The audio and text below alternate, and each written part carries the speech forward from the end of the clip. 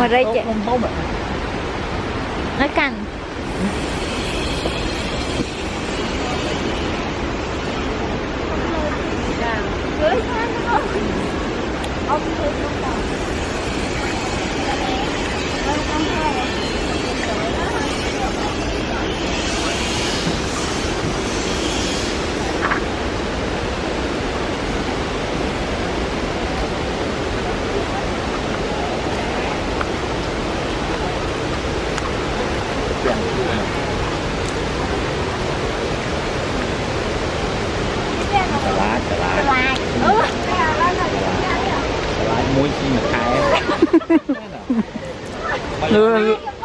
làng riêng ở đôi tà lạc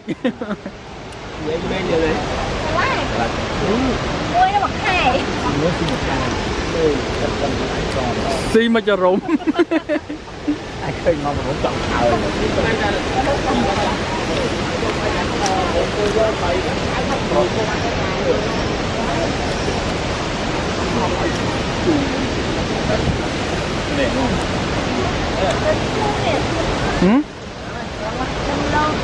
hơi vô anh nè anh đi lo nè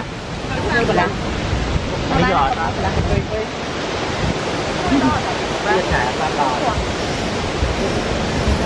rồi đó là mình một con đi là lạnh rồi đi chắc cũng không hả là tô má sô ta tô má sô ta nó tô má cái lại phê ta ở đây mình tao vẫn còn lại thì mình luộc mình không được không con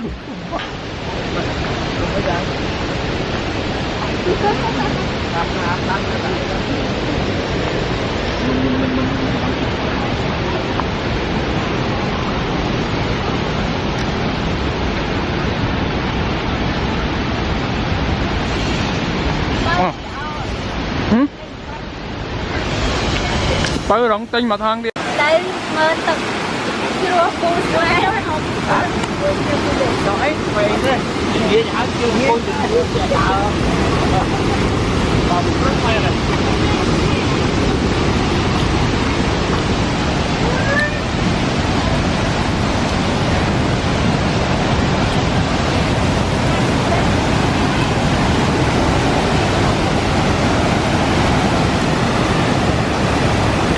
chưa Tiết, tầm mới chứ đúng không? Tầm mới chứ.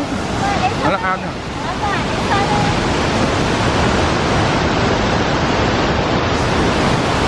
Tất chứ đúng.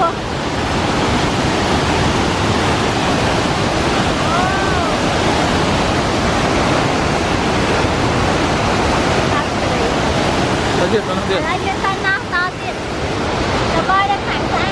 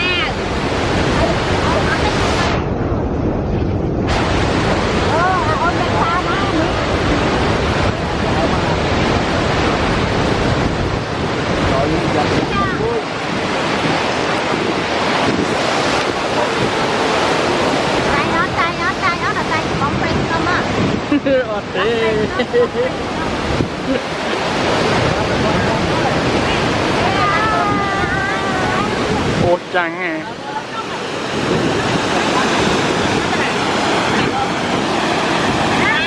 Tới. Ta tập chua chết.